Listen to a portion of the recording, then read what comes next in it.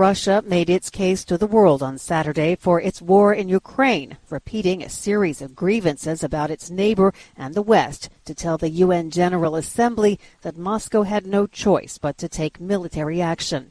AP correspondent Julie Walker has more.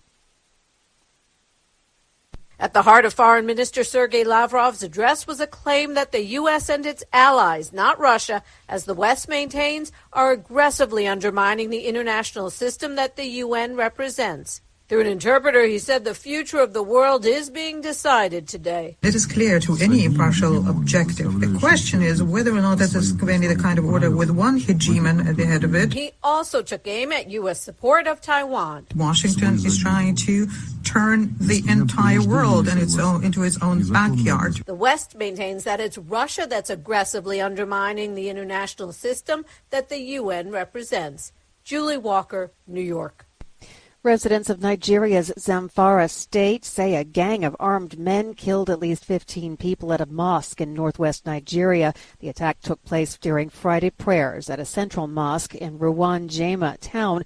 This according to 3 residents who spoke to Reuters news agency. The witnesses said the attackers came in on motorbikes around 2 p.m. local time and began to shoot sporadically at people in the mosque. Witnesses say a number of people were injured. A representative for the Zamfara State Police did not immediately respond to calls seeking confirmation. Gangs of heavily armed men known locally as bandits have wreaked havoc across northwest Nigeria in the past 2 years, kidnapping thousands, killing hundreds, and making it unsafe to travel by road or farm in some areas. After 8 days consecutively of protests, Iran's main reformist party called on Saturday for an end to the mandatory Islamic dress code for women that has been enforced since 1983. The Union of Islamic Iran People's Party also called for the winding down of the morality police charged with enforcing the code. The protests follow the death in police custody of 22-year-old Kurdish woman Mahsa Amini on September 16th. The Reformist Party called on Tehran to announce an official end to the activities of the morality police and to authorize peaceful demonstrations. Furthermore, it said an impartial commission should be set up to investigate the circumstances of Amini's death.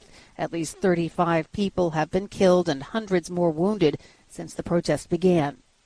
Thousands of Angolans protested Saturday against what they said was a flawed election last month that returned the ruling MPLA to power after nearly 5 decades of uninterrupted rule.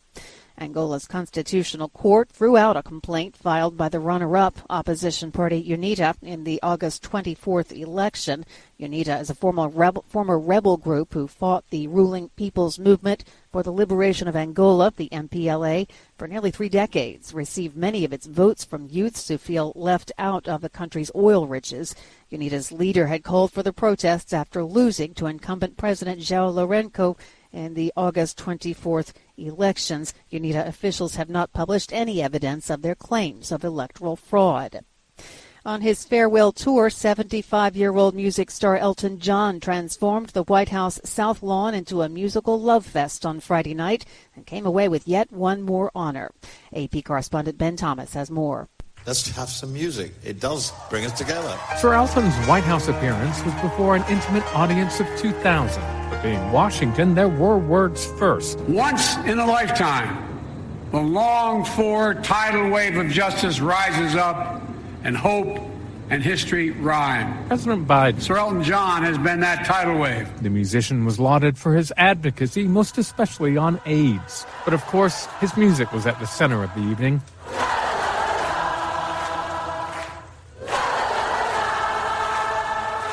After which, the president presented Sir Elton with the National Humanities Medal. I think we surprised him. Flabbergasted. The citation noting his powerful voice, courage to challenge convention and shatter stigma, and of course, one of the defining songbooks of all time.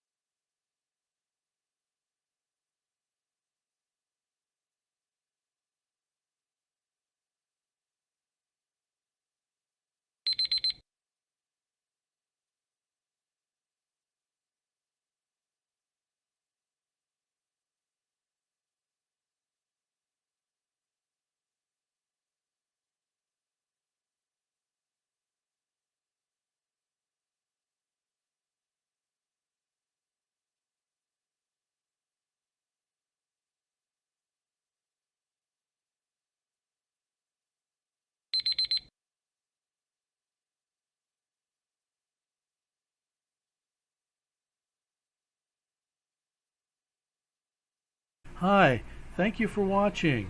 I hope the videos are useful for you. Please subscribe to my channel using the button below.